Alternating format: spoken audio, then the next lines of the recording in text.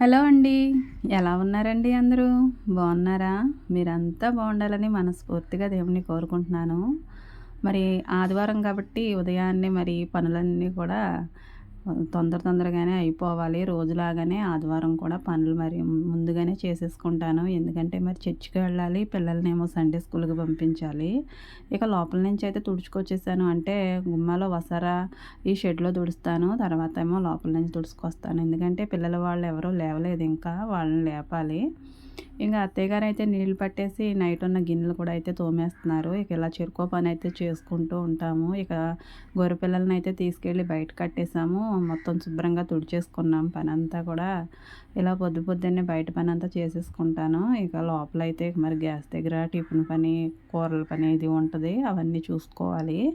ఇక టీ అయితే పెట్టానండి. టీ పెట్టుకొని ఇక అత్తయ్య గారికి ఇచ్చి నేను కూడా తాగొచ్చనేసి. టీ అయితే ఇలా ప్రశాంతంగా ఈ ఒక్క ఆదివారం మాత్రమే తాగుతామండి. మిగతా రోజుల్లో అయితే హడావిడి, ఉరుకులు, పరుగులు. పిల్లలు లేస్తే వాళ్ళకి మరి అది అడుగుతారు, ఇది అడుగుతారు అన్నీ చేసుకుంటూ టీ తాగాలంటే అస్సలు అవ్వదు. ఈ ఆదివారమే ఇలా మరి కుదురుతుంది. ఇంకా మేము గిన్నెల దగ్గర కూర్చున్నా, పొయ్యి దగ్గర కూర్చున్నా అక్కడ మరి ప్రశాంతంగా అయితే టీ ఎంజాయ్ చేసుకుంటూ తాగేస్తామండి. ఇంకా పిల్లలైతే లేచారు. వాళ్ళు బ్రష్ చేస్తున్నారు. వాళ్ళు బాతింగ్ కోసమేమో నీళ్ళైతే మరి పొయ్యి అంటించి పొయ్యి మీద పెట్టేశాను. ఇక అత్తయ్య గారు ఇంకా గిన్నెలు తోమడం అవ్వలేదు. వీళ్ళైతే మరి స్నానాలు అవి అయిపోయిన తర్వాత జడలేయించుకోవడానికి వచ్చారు. అసలైన ఘట్టం ఇక్కడే ఉంటుందండి. నా టైం అంతా కూడా ఇక్కడే ఉంటుంది. ఈ జడ వేసే దగ్గర. ఈ 2 జడలతోనైతే నాకు ఈజీగా ఉంటుందండి. ఈ ఒక్క జడతోనే నాకు ఇబ్బంది అయిపోతుంది. చాలా ఈజీగానే వేసేయొచ్చండి జడలు. నేనే వేసేయగలను. కానీ అలా ఎయ్యమ్మా, ఇలా ఎయ్యమ్మా అంటే ఉన్న కాస్త జడ కూడా నేను మర్చిపోతున్నాను. ఏ జడ వేయాలో తెలియక ఒక పక్కనేమో టైం ఏమో అయిపోతూ ఉంటుంది. 7:30కేమో సండే స్కూల్‌కి పంపించాలి. ఇక నాకొచ్చిన ఏకైక జడ ఏంటంటే ఈ ఫ్రెంచ్ అయితే ఎక్కువగా ఏస్తాను నేను. ఈ జడ వేసేస్తున్నాను. ఈ జడ వేసేటప్పుడు ఒకటైతే ఇబ్బంది, తీసేటప్పుడు ఇంకో ఇబ్బంది. జుట్టంతా కూడా నిప్పొచ్చేస్తుందని మరి ఇంకో గోల అయితే ఉంటది. అందరి జుట్టు ఒకే విధంగా ఉండదండి. ఒక్కొక్కళ్ళకి ఎంత దువ్వినా గానీ నొప్పుండదు తల. కానీ కొంతమందికయితే చాలా నొప్పిగా అనిపిస్తుంది. అసలు దువ్వనివ్వరు. మా చిన్న పాప కూడా అలాగే ఉంటుందండి. ఇక మా అబ్బాయి అయితే ఇస్త్రీ చేసుకోవడానికి దుప్పటితో కుస్తీలండి. ఆ చిన్న మడత వచ్చిందంట, పెద్ద మడత పెట్టామని దుప్పటయితే నా దగ్గరికి తీసుకొచ్చాడు. ఇంకొక అమ్మాయి వచ్చిందండి, పెద్ద అమ్మాయి. ఈవిడకి కూడా ఆవిడకి ఎలా ఏస్తే అలాగే ఎయ్యాలంటది. ఇక ఈవిడకి కూడా ఇక సేమ్ అదే జడైతే వేసేసాను. వీళ్ళకి ఎలా అంటే అలా వెయ్యాలండి. లేదంటే మొఖాలు మాడిపోతాయి అట్లు మాడినట్టు. ఇక ఆ మొఖాలు చూడలేక వీళ్ళకి నచ్చిన జడే వేయడానికి ట్రై చేస్తూ ఉంటాను. ఇక రెడీ అయితే అయిపోయారండి. పాలిచ్చాను వీళ్ళకి తాగడానికి. మళ్ళొచ్చిన తర్వాత టిఫిన్ రెడీ చేసి పెడతాను. ఇక నేను వీళ్ళని ఇక్కడికి నిలబడమనకపోయినా సరే వీళ్ళు అసెంబ్లీకి నిలబడినట్టు స్ట్రెయిట్‌గా వచ్చి ముగ్గురు కూడా ఇలా నిలబడైతే మరి ఒక పోజ్ ఇస్తారు నాకు. నేను చెప్పనవసరం లేదండి. ఇందులో మాత్రం నాకు నవ్వొస్తది. ఇక వాళ్ళైతే సండే స్కూల్‌కెళ్ళిపోయారు. ఇంకా నేను ఒక్కొక్క పనైతే మొదలుపెట్టుకుంటాను. అంటే చాలా పనులైతే చేసేసానులెండి. ఇక అన్నం వండుతున్నాను ఓ పక్కన. ఇక నైట్ తోముకున్న గిన్నెలన్నీ కూడా ఈ స్టాండ్‌లో సర్దేసుకుంటాను. అత్తయ్య గారు తోమిన గిన్నెలు కూడా వేరే స్టాండ్‌లో సర్దుకొని నీళ్ళన్నీ వాడే వరకు అందులో ఉంచుతాను. కొద్దిగానే సర్దాను గిన్నెలు. ఇంకా టిఫిన్ అయితే ఉప్మా చేస్తున్నానండి. బంగాళాదుంప, క్యారెట్, టమాటో వేసి అయితే ఓ తెల్ల ఉప్మా నూకతోటైతే ఉప్మా అయితే రెడీ చేసేసాను. పిల్లలు కూడా సండే స్కూల్ నుంచి వచ్చేసారండి. ఒక గంట జరుగుద్ది సండే స్కూలు. ఇంక వాళ్ళకైతే వడ్డించుతున్నాను ఉప్మా. ఇక చిన్న పాపేమో వాళ్ళ అత్త వాళ్ళ ఇంటి దగ్గరికెళ్ళిందంట. అంతవరకైతే వీళ్ళిద్దరికే పెట్టేసాను పెద్దవాళ్ళిద్దరికీ. ఇక వీళ్ళు టిఫిన్ చేస్తూ ఉంటే ఇక నాకింక మిగతా పని ఉంటదిలెండి. పప్పయితే పెట్టాను ఈరోజు.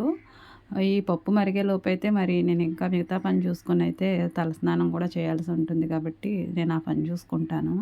పాలైతే మరి మిగిలినవన్నీ కూడా ఇంకో గిన్నెలోకి సెపరేట్ చేసుకొని అయితే ఫ్రిడ్జ్‌లో పెట్టేసుకుంటాను. ఒకవేళ మర్చిపోయానంటే ఈ పాలన్నీ కూడా విరిగిపోవడం ఖాయమండి. ఇక నేనైతే మరి ఈ పప్పు కూడా తాలింపు పెట్టేయడానికి పప్పునైతే కింద పెట్టేసుకున్నాను. ఇంకా పనులన్నీ అయిపోయినట్టేనండి. పప్పు తాలింపు పెట్టేసుకుంటే నేను కూడా రెడీ అయిపోయినట్టే. జడొకటి వేసుకోవాలి. ఈ లోపైతే మరి పప్పు మరిగిపోయింది కాబట్టి పప్పు తాలింపు పెట్టేసుకుందాం అనేసి ఇంకా తాలింపు సరుకులన్నీ కూడా మరి రెడీ చేసుకొనైతే పప్పు తాలింపుకి పెట్టుకుంటున్నాను. ఏమండి మాట కూడా తడబడుతుంది మాట్లాడడానికి. ఎందుకంటే చూపిస్తున్నంత ఈజీ ఏం కాదండి. పనులు అలా గబగబా చేసుకుంటూ వీడియో తీయడం అంటే చాలా కష్టం.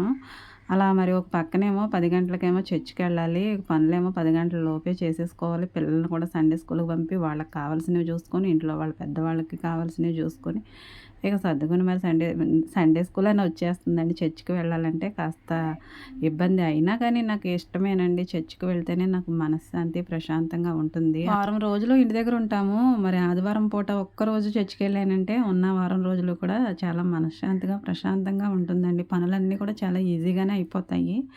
నాకు అందులోనే మనశ్శాంతి దొరుకుతుంది. అందుకనే ఎంత హడావిడైనా గానీ వీడియో తీసుకుంటూ మరి చర్చికైతే నేను రెడీ అయిపోయాను. వదిన కూడా వెళ్ళిపోతుందండి. ఇక నేను కూడా వెళ్ళిపోవాలి. ఇంటి దగ్గర నేను 2 వారాల నుంచి ఉండిపోతున్నాను ఎళ్ళకుండాను. ఇది మూడో వారం అండి. ఈ వారం అసలు మిస్ అవ్వకూడదనుకున్నాను. ఎందుకంటే కొన్ని కొన్ని కారణాల వల్ల, ఇబ్బందుల వల్ల ఎళ్ళలేకపోయాను. ఈ వారమైనా వెళ్తే నాకు మనసనేది ప్రశాంతంగా ఉంటుందనేది నా నమ్మకం. ఎన్ని ఇబ్బందులొచ్చినా చర్చికి వెళ్ళడం మాత్రం అస్సలు మానకూడదనుకుంటానండి. వరుసనే వెళ్ళిపోవాలనే అనుకుంటాను. కానీ కొన్ని కొన్ని ఇబ్బందులు ఇంట్లో అప్పటికప్పుడు అలా మరి సృష్టించేసుకుంటూ ఉంటాయండి. అలా మరి వచ్చినప్పుడు మనం ఏం చేస్తాం, మానవమాత్రులం కదా!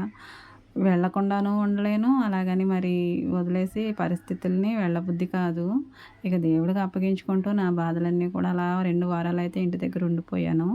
ఇక ఈ వారం మనశ్శాంతిగా అయితే చర్చిలో కూర్చొని నేను అనుకున్నవన్నీ కూడా ప్రార్థన చేసేసుకుంటాను. మీకోసం కూడా చేస్తానండి.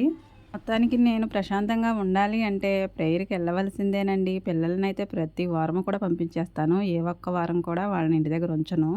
ఇక నా విషయానికొస్తే మరి ఇంట్లో మరి విషయాలుంటాయి గదండీ! అందుకనైతే మరి నేనిలా మరి మానేయవలసొస్తుంది.